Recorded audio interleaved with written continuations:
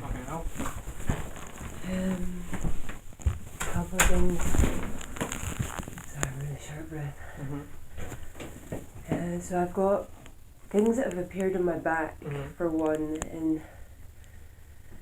in the photos that my husband's taken, they're like colourless moles. Like, it's kind of like a cluster and it's kind of weird. So that's just a kind of curiosity to begin. Like, I've been having like real trouble with my heart recently. Like, for at least since Friday, like minimal exertion.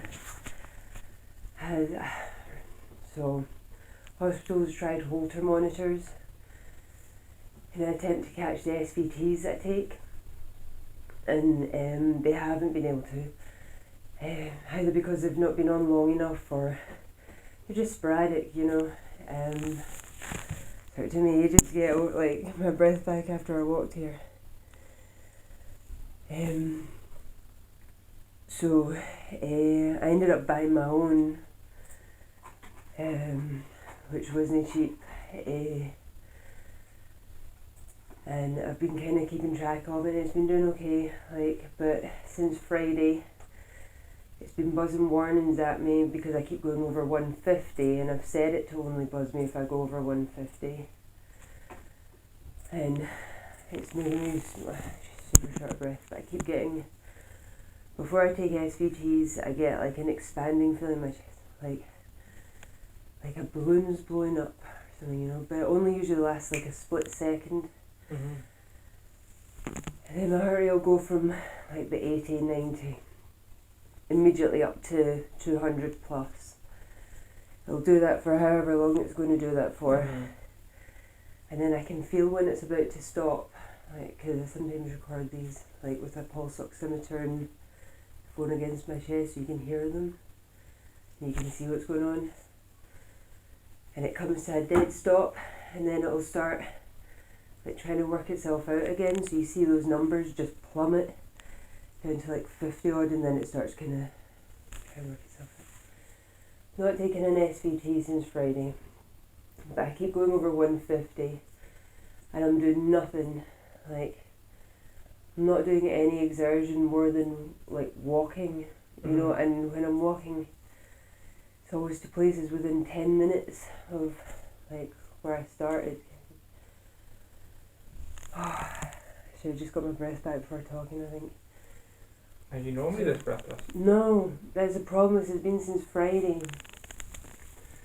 So I went to Venice in June, and you might think it's unconnected, but I have a friend over there whose dad's a GP and his pals was a cardiologist that they wanted me to see, and it ended up not happening. Her dad passed away before we showed, but on the way back there's all these issues. We got in late to Frankfurt airport, and it was just me going back to Scotland, and this guy next to me was going to Hong Kong, and our flights hadn't been reassigned, so we kind of teamed up because our gates were quite close to each other. Again, you're going to think this is going nowhere, but so we thought we might be able to make it. So we get through the airport, maybe about 30-45 minutes or something through the airport to our gates, to find that both our flights have been missed by 20 minutes. But by this point I am shaky. I've got chest pain into under my shoulder blade. And my heart is doing crazy things, like it's through the roof. I didn't have a heart monitor at that point. I'm sweating, but like not just sweating, like heat sweating. I'm sweating until my hair is dripping. My clothes are absolutely soggy. And I'm thinking, I'm sitting there so hot, so sweaty, and I'm thinking I'm beetroot red, you know, with it. My new friend comes over and he's like super concerned because I'm grey. And I'm just feeling terrible, and I'd sit there for like a really long time. He just kept bringing me water. Previous times I've been in at the A&E, they've, like, my ECGs have been high, and they've just put me on an IV, like just going more fluid, so maybe bring down your heart rate. So he just kept bringing me water because it was so late, there was no medical help anywhere. And we still had an hour and a half's walk through the airport to get to like what they considered accommodation. Like that was the start of just this crazy night. But since then, the SVTs have been different. Okay, so like I say, normally they're like immediately 200 plus. Just now they've been like, I've been taking SVTs, but they've been like between 155 and 175.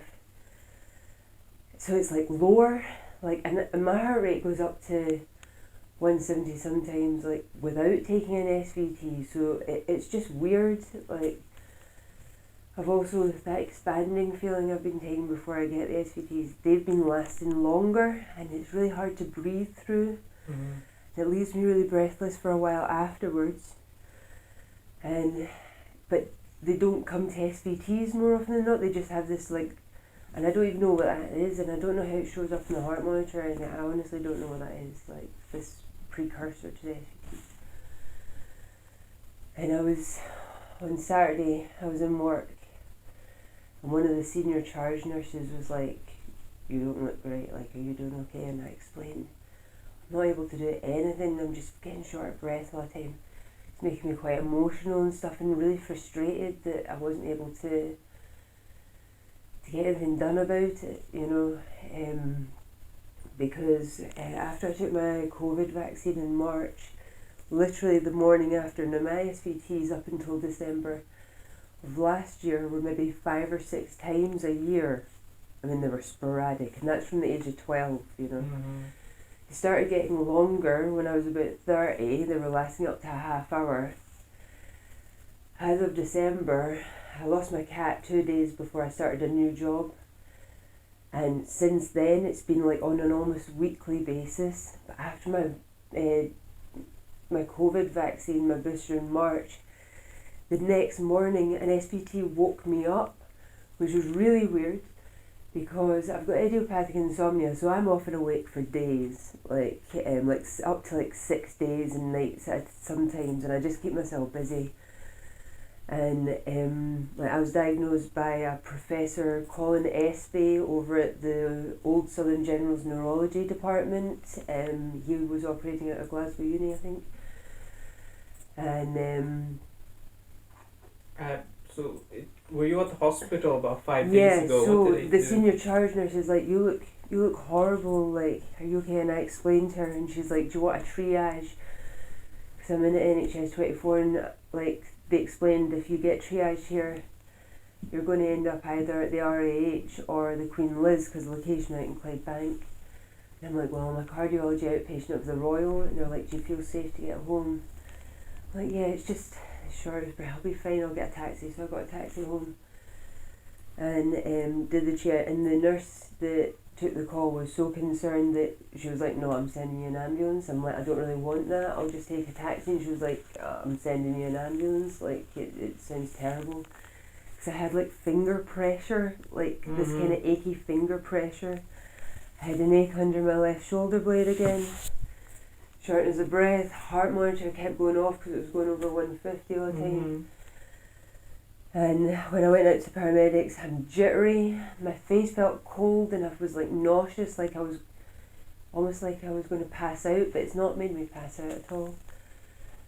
And they had me hooked up to ECG, and she said she was seeing something that looked like fast AFib on the monitor, which I've not been diagnosed with AFib.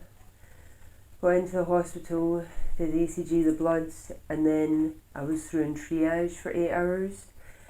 And then, like, my heart monitor's going off all the time, I keep going over 150. I had to go and get juice because I was so hot with it. And they didn't want me doing that because I was, arrhythmic. But I convinced, I was like, listen, I'll walk really slowly, I know where the drinks machine is, it's just out in the A&E. Walked really slowly, all the way. My heart monitor's going off again, because even that wee bit of like and even getting changed is doing it, you know. And made it back, and I wasn't hooked up to an ECG during the 8 hours like I have been before, and when I've been there for less concerning symptoms. twice a nurse came in for all of a minute to take my blood pressure and a pulse oximeter reading. Mm-hmm. And then the doctor comes in after 8 hours and he's like, we don't have any beds in cardiology, and the readings that I've had since you got here seem to be fine. And I'm like, maybe because I've been sat doing absolutely nothing for 8 hours, you know. Mm-hmm. They're not keeping track, they're not seeing how crazy it's going, like, even when I'm just sitting sometimes. They didn't, like, take readings when I did that short, slow walk to A&E, like, and he's just like, you may as well just go home, like, I'll push for a referral. Like, well, I don't even know what's happening anymore. Like, when are you due to see the cardiologist next? I'm not, I don't know. Oh, okay. I keep trying to get referrals. After the vaccine in March, I went from taking SVTs every week to multiple times a day for over the period of about 5 days, and I'm calling all the time trying to get to see somebody because I'm like, you're going to miss your window, because they're telling me that the only way that they can do an atrial ablation to solve the SVTs is if they catch one from start to finish on their gadgets. I'm like, I'm taking them all the time these days. I'm taking them like 3-4 times a day at the moment. They're waking me up. I finally get into the A&E and they have me on a 24-hour monitor. I'm in overnight. Didn't catch one. I went home and a half hour after I got home I take one, and it's just been so frustrating, the whole thing. How much have you had in the last month? How many episodes? It's just so I can hurry the cardiologist up. Because ultimately it's, you know, I mean, like, since Frankfurt was the 22nd of June. Yeah. I've maybe taken 8 or 9, and I try and catch them. I was trying to catch them on my watch. 15 to 25 minutes, but they've been weird. They've been lower level. They've been 155 to 175. They've not been over the 200 as it usually is. Okay. Any chest pain now? No, it's easing off at the moment. No. And you're breathing? It's fine. It's easing off as I'm sitting here. It's okay. Like, it takes a really long time to kind of. So when I was sitting out there, my thing was shouting at me because I was over 150. You know.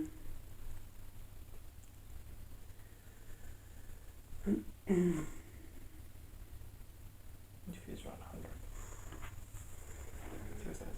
100. 114 mil, it says.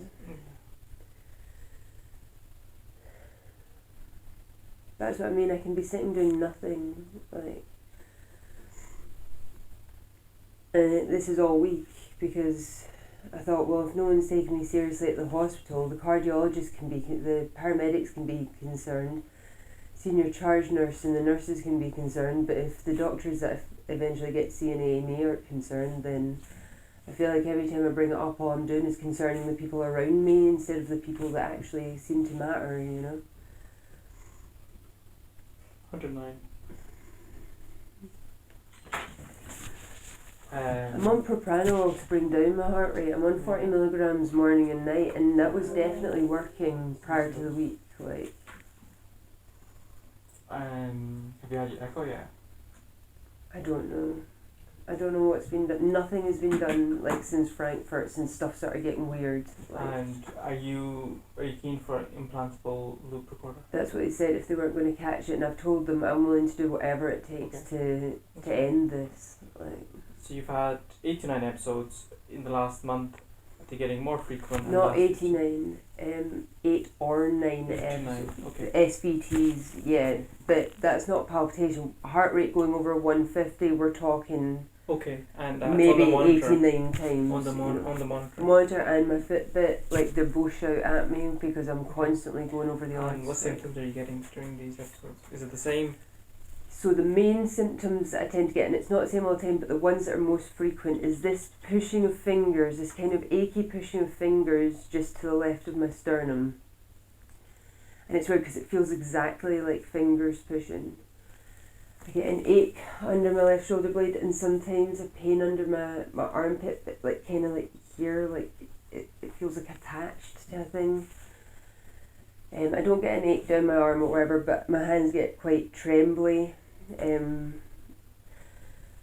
If it's the expanding feeling, then I just can't breathe through it, and then I'm just short of breath afterwards. But I'm short of breath anyway, with or without that expanding feeling. That expanding feeling just exacerbates the breathlessness. But you've got none of those now. No dizziness, lightheadedness though. Like I can get quite dazed afterwards, and my face can go that cold way, as if I'm going to like kind of like pass out. And whenever I feel like I'm beetroot red with these things, almost 100%, I'm told, no, you're sheet white. Like, I'll get your blood pressure. I'll do that. Refer to cardiology and have a look at this rash. And I think there's a lost track of the rash. Yeah, it sounds of it. I'll do that referral, and you're keen.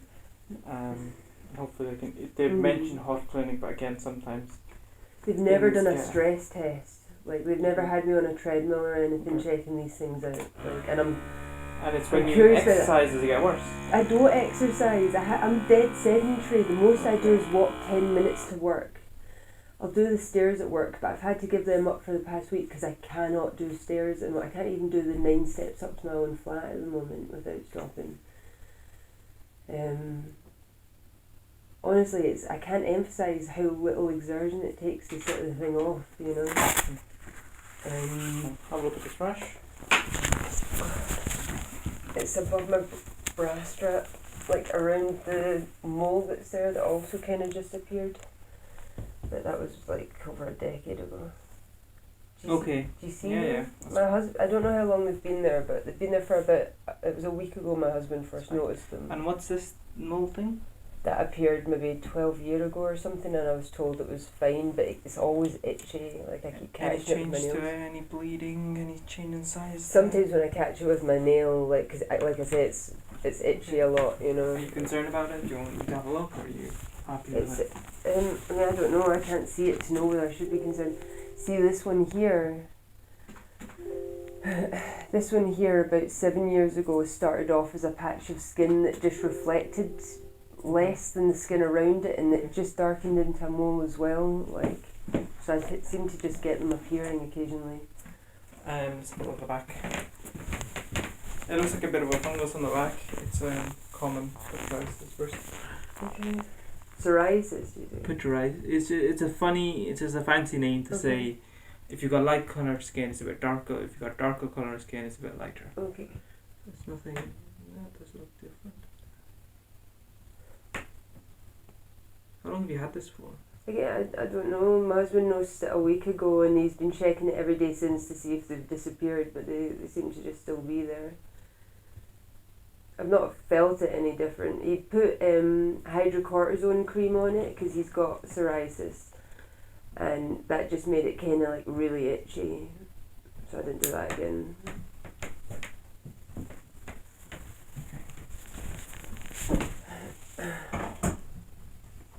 Give you some shampoo for that, and I'll refer to the doctors. Hopefully they can hurry things up. They didn't even change your medication around. No. No, I'm not had any change of medications for a few months now. Oh, my amitriptyline was put up by 25. That's because my migraine was back and persistent. It wouldn't go away for like a month and a half at the start of the year. See, I was lying in hospital at the start of the year because I took my migraines come on over a course of days, but it came on immediately at the same time as my heart. Like, I took SVTs and they were like, no, we're not happy with that. I've never been so ill with a migraine in my life.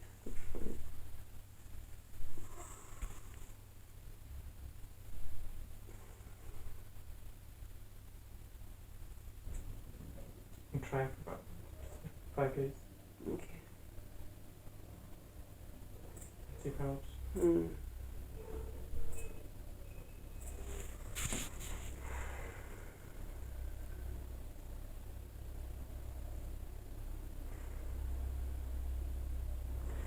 Is there a way that I can obtain some kind of copy of my records at all? The cardiologist in Italy has requested a look to see if he can spot anything.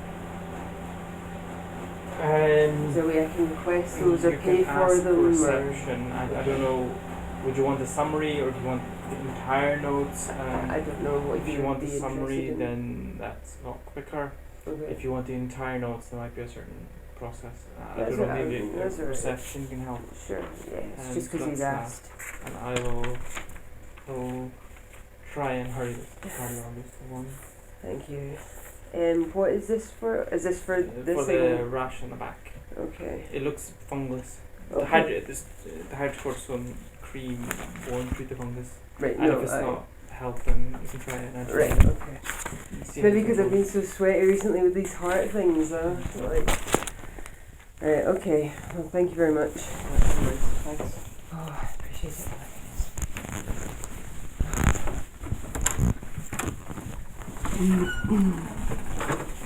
Thank you.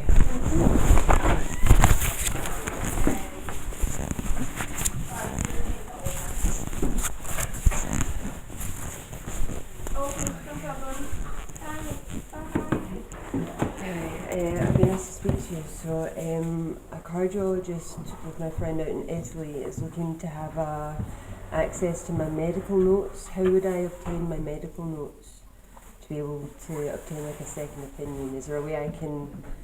Does it cost or? Just have a medical one. Yeah, it's not a big cost. It's